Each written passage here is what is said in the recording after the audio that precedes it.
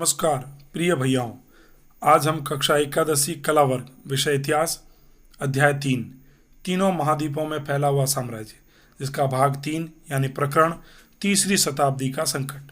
हम तीसरी शताब्दी के संकट के बारे में पढ़ने के लिए हमें स्क्रीन पर दिए हुए निम्न बिंदुओं को पढ़ना होगा। सबसे पहले परिचय, उसमें लिंग, साक्षरता और संस्कृति के बारे में, आर्थिक विस्तार के बारे में और रोम क्षेत्र की अवस्था के बारे में, इनके बारे में जानेंगे। सबसे पहले हम परिचय लेते हैं।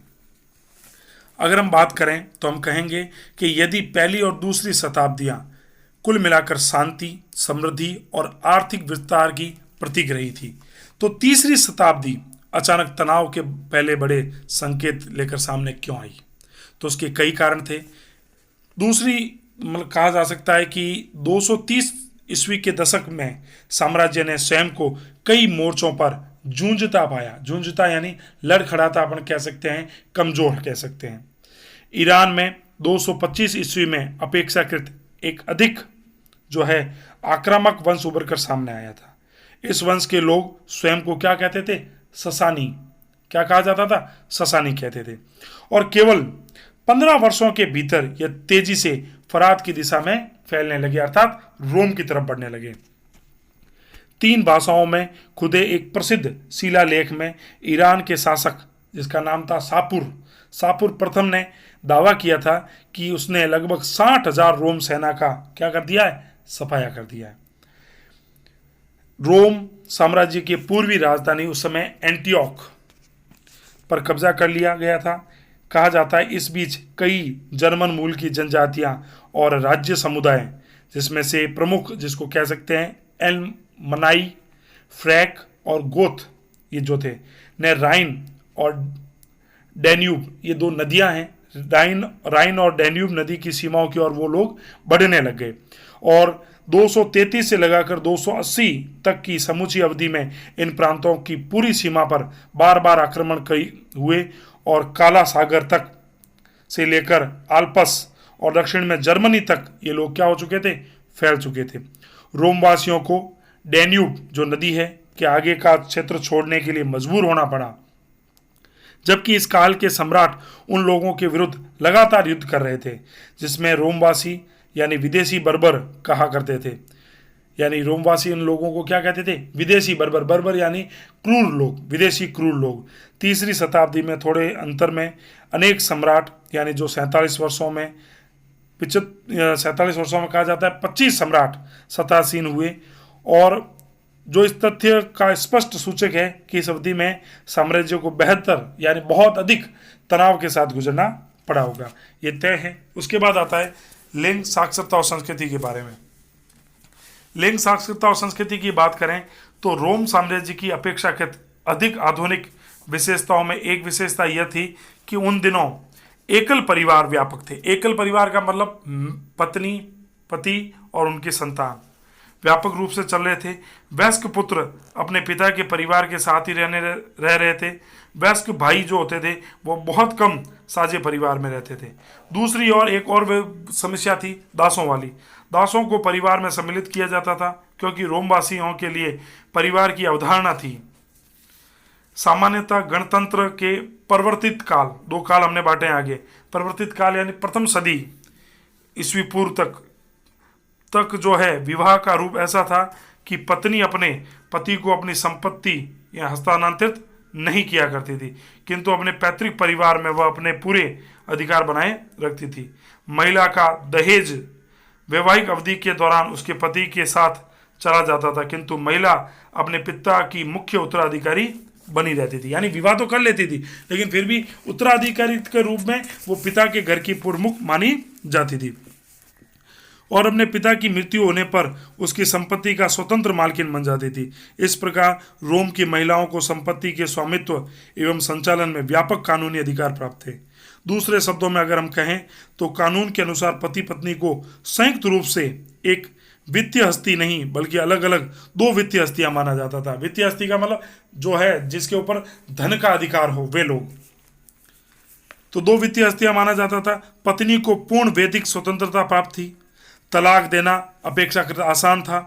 इससे पति और पत्नी द्वारा केवल विवाह भंग करने के इरादे की सूचना ही दी काफ़ी थी कि भाई मैं इसको छोड़ रहा हूँ, इतना कहने से तलाक हो जाता था।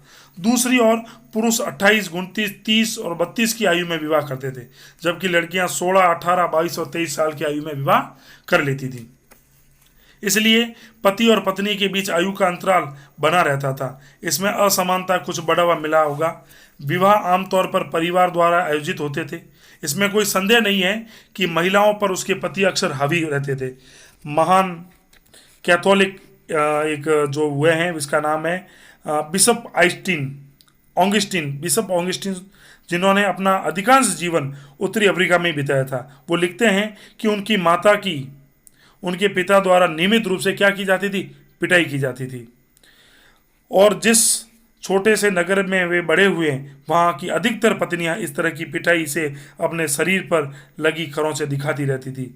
अंततः पिताओं को अपने बच्चों पर अत्यधिक कानूनी नियंत्रण होता था, कभी कभी तो दिल दिलाने वाली सीमा तक। यानी उदाहरण अगर लें तो अवांछित बच्चों के मामले में उन्हें जिंदा रखने और मार डालने तक के कानूनी अधिकार उनको प्राप्त थे।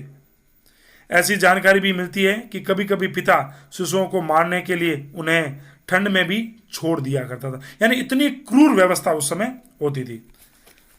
साक्षरता की स्थिति लें तो जैसे सेंट आइंस्टीन जो है दिया हुआ है, सेंट आइंस्टीन के बारे में क्या, ये उत्तरी अफ्रीका के हिप्पो नामक नगर में बिशप थे और चर्च के बौद्धिक इतिहास में उनका उच्चतम स्थान था।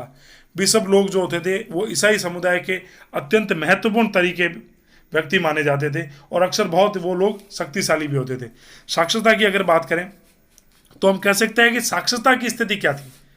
तो साक्षरता की स्थिति यह निश्चित है कि काम चलाऊ साक्षरता हुआ करती थी। काम चलाऊ मतलब केवल पढ़ना लिखना, या इस प्रकार से सामान्य रूप से लोग जानते होंगे कि दरें साम्राज्य के विभिन्न भागों में काफ़ी अलग अलग थी। उदाहरण के लिए अगर लें तो पोम्पई नगर में जो 79 ईस्वी में ज्वालामुखी फटने से दफन हो गया था, इस बात का ठोस प्रमाण मिलता है कि वहाँ काम चलाऊ साक्षरता व्यापक रूप से विद्यमान थी। पोम्पई की मुख्य गलियों की दीवारों पर अंकित विज्ञापन और समूचे शहर में अभिलेखन पाए गए हैं। ठीक है। इसके विपरीत जो हैं मिस्र में आज भी सैकड़ों पेपायरस बचे हुए। पेपायरस यानी पौधे जिसके ऊपर पत्तियों पर लिखा जाता था, जिन पर अत्यधिक औपचारिक दस्तावेज थे, जैसे कि संविदा पत्र आदि लिखे जाते थे। ये दस्तावेज आमतौर पर व्यावसायिक लिपिकियों यानी बाबू जिसको अपन लेखाकार कहते हैं, उनके द्वारा लिखे जाते थे। ये दस्तावेज अक्सर हमें ये बताते हैं कि अमुक व्यक्ति क अथवा ख पढ़ या लिख सकता था। किंतु यहाँ भी साक्षरता निश्चित रूप से कई वर्गों या लोगों में अपेक्षाकृत अधिक व्यापक नहीं थी। जैसे कि सैनिक पढ़ सकते थे, फौजी अफसर पढ़ सकते थे, संप्रदाय या प्रबंधकों को ये मामला दिया जा सकता था। उसके बाद है रोम साम्राज्य जो था। देखो चित्र दिया हुआ है, इस चित्र में जो है ये एडेचा में पिचकारी यानी दूसरी सदी की सीरिया के इस अभिलेख से पता चलता है कि यहाँ लोग दिखाए गए हैं। वे राजा के अबगर की पत्नी और उसके परिवार के क्या है सदस्य। ऊपर वाला जो छोटा चित्र दिख रहा है। दूसरा जो चित्र दिख रहा है ये एक मदिरा व्यापारी का भोजन कक्ष है। कमरे की दीवारों पर जो है वो मिशक पशु बनाए गए हैं, ये उसका चित्र है।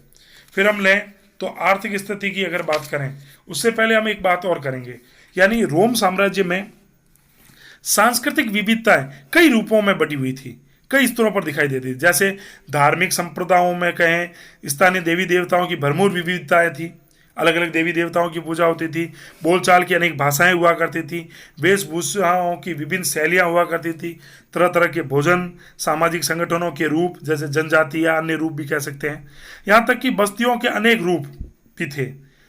अरामाइक निकटवर्ती पूर्वी यानी कम से कम फरात के पश्चिम में जो क्षेत्र था का मुख्य भाषा समूह था।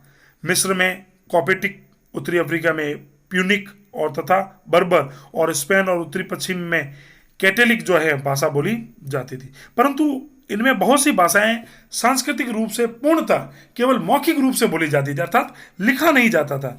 वे कम से कम तब तक मौखिक रही जब तक उन्हें कभी भी लिपि का आविष्कार नहीं हुआ। उदाहरण के लिए अगर लें तो आर्मीनियाई भाषा का लिखना भी जो है बहुत देर बाद यानी 5वीं शताब्दी से शुरू हुआ है। हालांकि 3वीं शताब्दी के मध्य तक बाइबल का जो है वो कॉप्टिक भाषा में अनुवाद हो चुका था। ठीक है। फिर हम चलते हैं आर्थिक विस्तार। आर्थिक विस्तार की अगर हम बात करें तो हम कह सकते हैं कि साम्राज्य में बंदरगाहों, खानों, खदानों, ईंट भट्टों, जैतून के तेल की फैक्ट्रियां आदि की संख्या काफी अधिक थी, जिससे उनका आर्थिक आधारभूत ढांचा क्या था, मजबूत। यानी जहां उद्योग धंधे अच्छे होंगे तो वहां आर्थिक स्थिति भी संपन्न होगी। गेहूं, अंगूरी शराब और जैतून के तेल जो है मुख्य व्यापारिक मदें हुआ करती थी, यानी कारक हुआ करते थे, जिनका अधिक भाग में उपयोग होता था। और ये मुख्यतः स्पेन, गैलिक प्रांतों, उत्तरी अफ्रीका, मिस्र और अपेक्षाकृत कम मात्रा में इटली में होती थी, जहां इन फसलों के लिए सर्वोच्च स्थितियां क्या थी, उपलब्ध, यानी मौसम, वातावरण, परिस्थितियां अनुकूल थी। शराब, जैतून का तेल व अन्य तरल पदार्थों की ढुलाई ऐसे मटकों या कंटेनरों में होती थी, जिनको क्या कहा जाता था, अम्फोरा, अम्फोरा कहा जाता था। इन मटकों के टूटे हुए टुकड़े बहुत ही बड़ी संख्या में आज भी उत्खनन से प्राप्त हुए हैं। ठीक है, और पुरातत्वविदों ने इन टुकड़ों को ठीक से जोड़कर इन कंटेनरों को फिर से सही रूप देने और यह पता लगाने का जो सफल हुए हैं कि उनमें क्या क्या ले जाया जाता था। इसके अलावा प्राप्त वस्तुओं की मिट्टी का भूमध्य सागरीय क्षेत्रों में उपलब्ध चिकनी मिट्टी के नमूनों से के साथ मिलान करके जो पुरातत्वविद हैं या पुरातत्व विज्ञानी हैं, उन्होंने यह निर्माण स्थल के बारे में भी जानकारी देने में वो काफ़ी सफल हुए कि मिट्टी आई कहाँ से, इसका निर्माण किस क्षेत्र से हुआ है।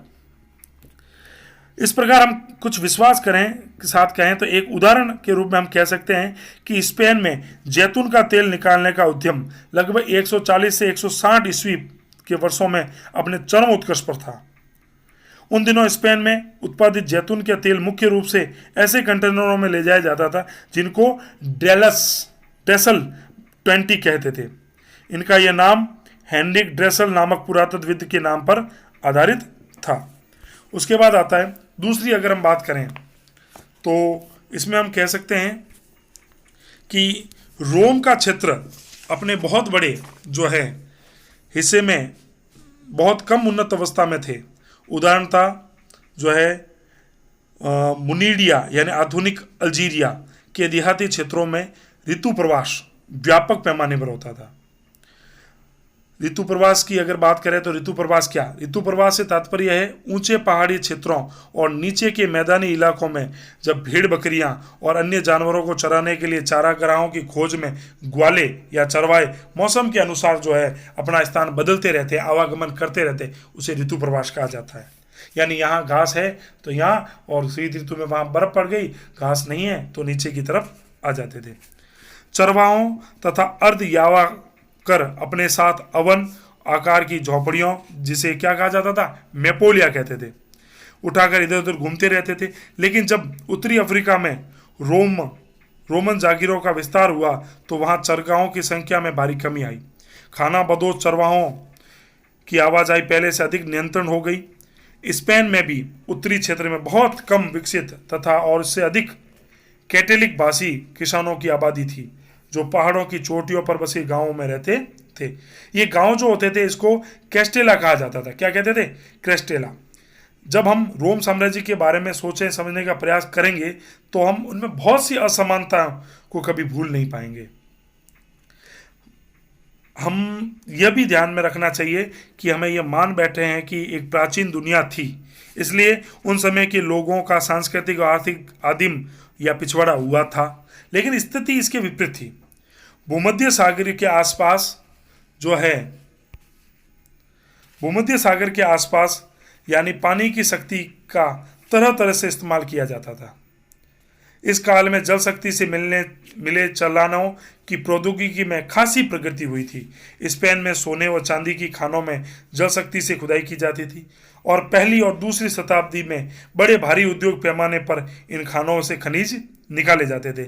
उस समय उत्पादकता का स्तर इतना ऊंचा था कि 19वीं शताब्दी यानी लगभग अपन कहें तो 1700 वर्ष के बाद भी ऐसे उत्पादन का स्तर देखने को मिलते हैं। उस समय सुसंगठित वाणिज्यिक और बैंकिंग व्यवस्था भी थी, धन व्यापक रूप से प्रयोग होता था। इन सभी बातों से ये संकेत हमें मिलता है कि रोम की समुन्नत अर्थव्यवस्था को कम आंकने की प्रवृत्ति कितनी अधिक है। अब दास प्रथा और श्रम संबंधित मुद्दों पर आगे के लिए हम विचार करेंगे। ये जो चित्र आपको नजर आ रहा है, ये चित्र फ्रांस के दक्षिणी तट के पास बोतंग भंग यानी पहली शताब्दी के एम्फोरा इतावली है, जिन पर जो है फोड़ी झील के निकट उत्पादन की मोहर लगी हुई है। धन्यवाद। हम लोगों ने जो है तीसरी शताब्दी के संकट के बारे में पढ़ा।